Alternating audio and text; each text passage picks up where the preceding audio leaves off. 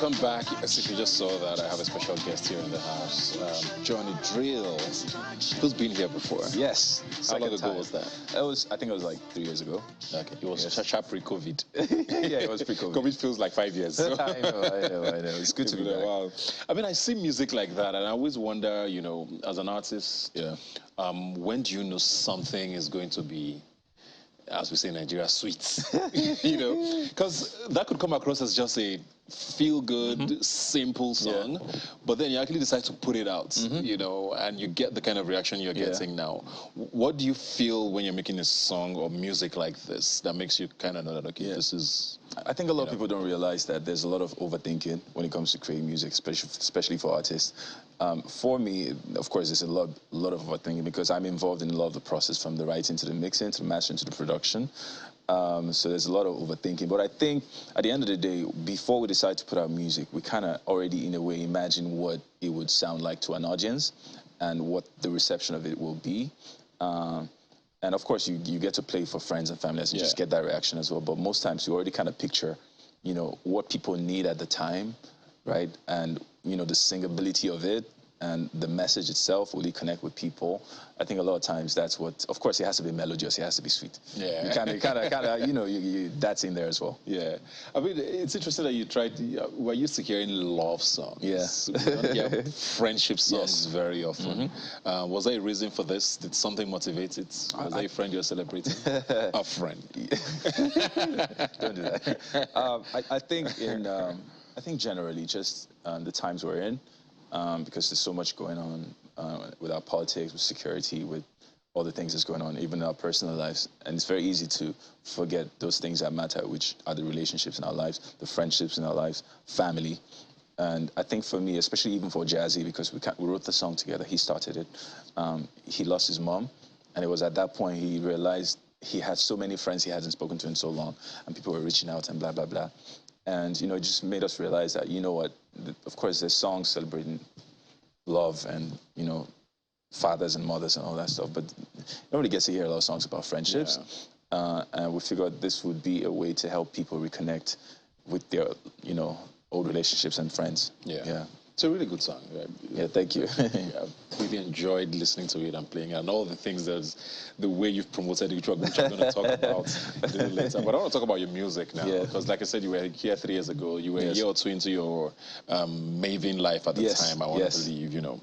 The industry has, you know, gone even crazier than it was then. It has. There's a lot happening, you know, that's just like, what is going on? Oof. Are you at a point now where you have to, I know I asked this question then, about tweaking your style. And it looks like there's a certain sound that has crossed over, you know, internationally now. Is that enticing you more? So, interestingly, I think that, you know, the crossover effect itself happened when the fusion happened. The Afro beats that, you know, that crossover had to be fused in with some sort of thing that they understand. Some kind of R&B or pop in there. When I think of Essence, I don't really... Essence at its core, it sounds very R&B, but it has, of course, it has African elements in there. So the fusion had to happen. That's why it was so easy for Burna Boy to cross over, because there's so much fusion going on in his music. So for me, I think Afrobeat's so amazing to see the recognition Afrobeats is getting right now. And I believe that it's a great time, it's an amazing time for African music. And of course, I've been open to fusion, and there's a lot of that happening in my music as right now. So yes, Afrobeats is a big sound right now, and it's a good thing that the attention is on Africa. As an artist now, do you feel more sort of pressure? Because, I mean, I can imagine you know, you look around, everybody seems to be doing all of this international tours. I mean, you've gone international as well, but, I mean, do you feel more pressure now, or are you more excited at what's happening? Because you have to be real, be honest. There's that... I want to be that. That thing, but doesn't that happen? I want to do that. Of course, I mean, it's inspiring to see all this strides. Wizkid, Burna Boy, Davido, CK, Rema, you know, Thames, all this amazing stuff that they're doing. Of course, I think it's inspiring to every artist in Nigeria to be able to cross over. But at the same time, you know, Africans, Nigerians, we're very good at making noise. We shout out our people wherever we find them. and at the same time, you have to be able to cater to your Nigerian African fan base.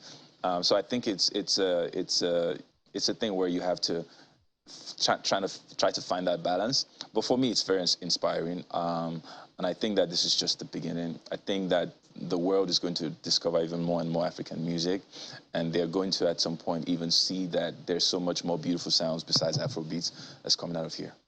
Does that worry you, though, that it might just be Afrobeats time for now? So I'll tell you my fear. My fear is that, because the world is very good at that. They find this new sound, they jump on it, they milk it. Sometimes they even make it their own, and you don't even know where it came from. Just think, you understand. Like, what's going on here? So I would have that reservation, right?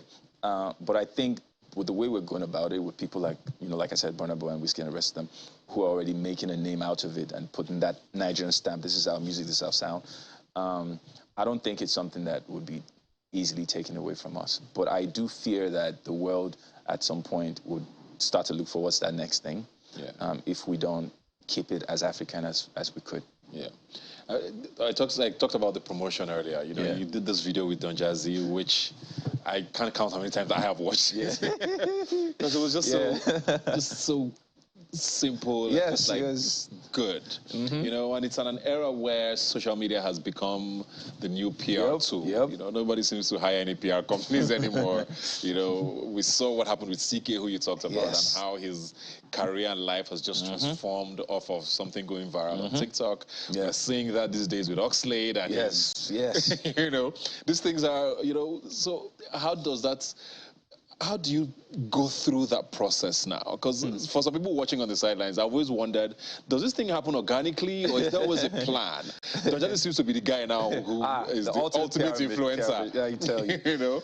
How does this happen? I think... And how much work do you have to put into all of that organic, virality, if there's a word like that? For the most part, it's very organic. For example, the one with me and Jazzy, we did not even think it was going to go viral, right? So it's something I've always done over the years, for at least another 7 years, called Johnny's Music Monday. Yeah. So where I would do like a version of a certain song, my song or some other song.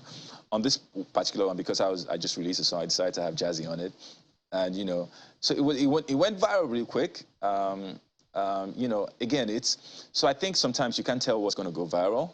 Sometimes you have to, there's work underneath. But for this one, we just literally sat there and watched it just go. Right? And it was crazy. But I think it's great times for music generally, especially for people that do not have like a record label or support system to push their music, because social media kind of gives you that for free, especially TikTok. Because what's happening with TikTok is that we've seen ordinary people become stars, like TikTok stars, and careers have started like that. Songs have gone viral, and I think that's played a major role in even our music crossing over to other parts of the world. So it definitely is amazing what social media can do for music. But I also hear on the flip side, the danger of that. I think I saw an article once about the fact that real musicians, are the ones who are getting the short end of the stick. Because if your song doesn't have a bit where people can dance to, have a choreographed, sort of theme around, you may never be that viral star. So is that a good thing ultimately, where everybody now has to have at least a 20-second part of their song that has something danceable to? It is, to be honest. I'm not sure how to answer this, but it is the reality now, especially here. I'm not sure how it is in the rest of the world, but I kind of feel like maybe it's the same. But people, it's not that deep anymore, right? It's not that serious. Everyone is just like vibes these days, right?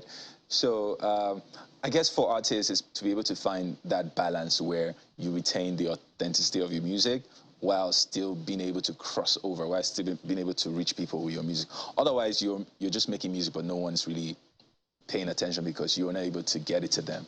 And it seems like this is a new way to get it across to them.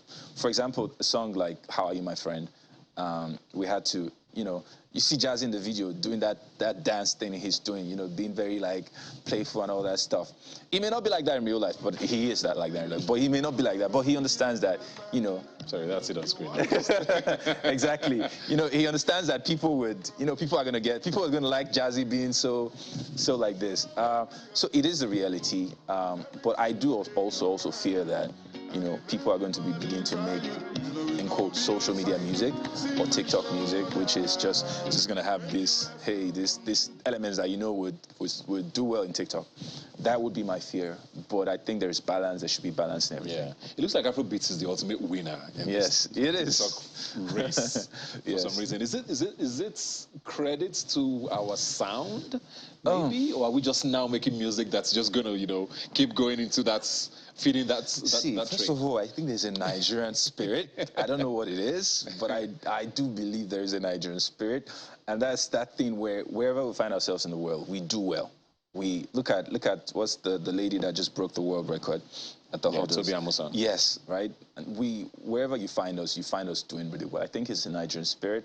I don't know if there's. I think it's the music as well.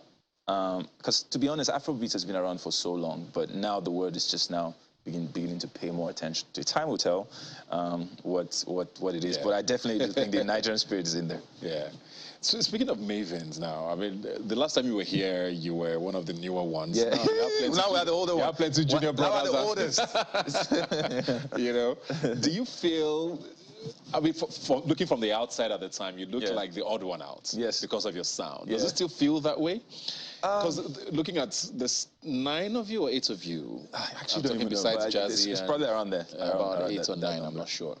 Does it still feel that way? Because I know you guys you've done a song together, which was mind-blowing, you know, but how does it feel now being a part of that sort of... Initially, it did feel like that. It did feel like I was the odd one out. Yeah. But over time, you know, as I got more comfortable and as, you know, I got to understand people and their intentions and how to see their intentions were true. They just wanted to be able to find ways to push my sound out there. It started to feel less like that. I mean, right now, I don't think I feel that way. The only time I do feel that way is when we go to the club, because I am definitely the odd one out when we go to the club, because everyone's like, go. And Johnny's just like, he's just trying to hide, you know. Yeah.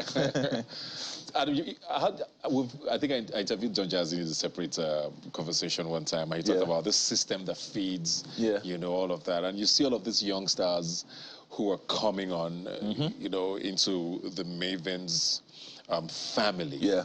And I'm sure you've seen that process happen. I don't know, how is it, you know, being a part of that, watching that happen, and probably still happening, you know? Yeah. For a lot of us, we're almost confused at how amazing it seems to be working, right? Yeah.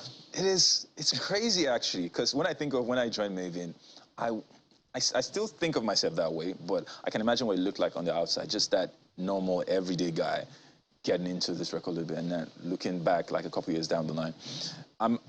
I saw Rema, you know, the time that he was in the Maven Academy, so to speak. The 2 years that he was always in the studio, you would never know that this guy is going to become this guy someday, right? Always at the studio recording, and it was always, if I walked into the room, he was always like, hey, good afternoon, sir. I was like, you know what? I mean, he's still like that. He's still very humble, but you could never be able to tell that this person is going to, even for Ira, you know, these were normal, everyday people, and then you just watch them become such amazing superstars. But I guess what's even most amazing is that they never lose a sense of who they are. They're still the same people. I mean, if you know them before, you know that they're still the same people. Of course, they probably have to put this front, this superstar-ish kind of front, because it is necessary. But, you know, it's amazing to see them become What does he see? What does he hear? Do you guys have a say sometimes? Do you mean Don Jazzy? Yes. Do you guys have a say sometimes? You're like, okay, I think that's the one. What? I just, because it's not letting the secret out, so that other people don't start churning out more stars over you guys. But what does he see? What do you guys see that says, okay, this is the one? I think, first of all, big props to Don Jazzy. He's just covered. I'm not even talking from my set. If you go way back from Mo Hits, The Band, Wande Ko, Tiwa, all these people, he's worked with so many amazing talents over the years.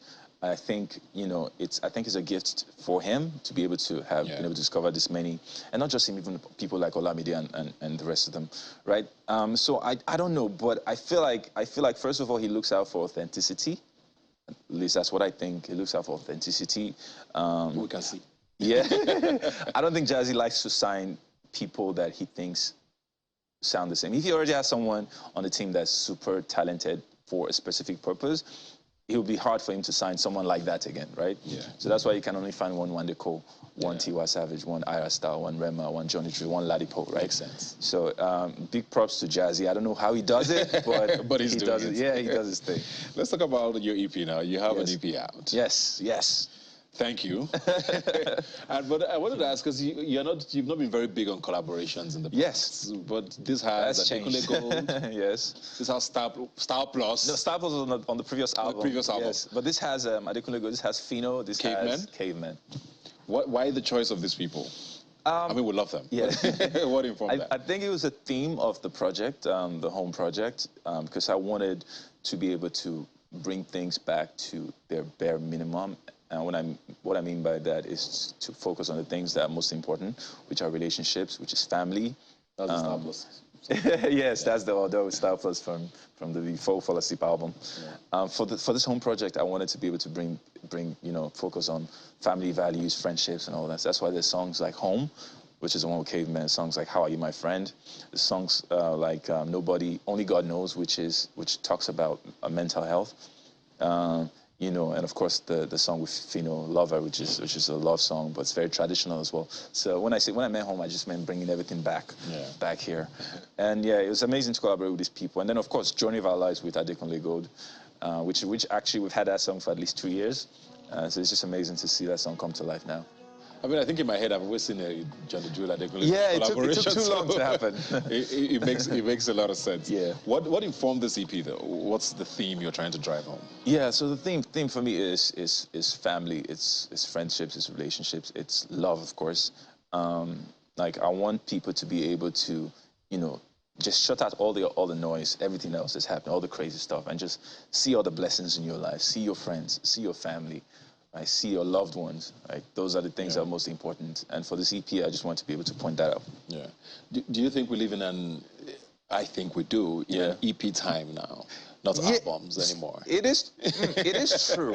It is true. Everything is like bite-sized. Like I said before. Songs are shorter now. I'm seeing 2-minute songs. I'm like, what's happening? See, it's even less than 2 minutes. When it's starting to sweet you, it just goes on. You're like, what? I think that is true to a very large extent. I think that these days, people have very short attention span, especially because of social media. There's so much hitting you, like, every time. Like, back in the day, sometimes you had to wait till the next morning to hear the news or see it in the papers. But these days, once it's happening, it's hitting you. Like, so there's, like, express music. Like, every Fridays, I hear on Spotify, like, 100,000 songs or something like that drop every Friday, right?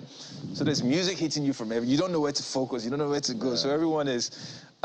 so a lot of times, even for artists, they're very scared to put out body of work because they feel like a lot of songs will get lost. Because you think it's dying slowly, maybe? I think so. There was a time, I think during the pandemic, people started to appreciate albums again. I guess it was because everyone was home and they had time to be able to listen. So albums kind of came back.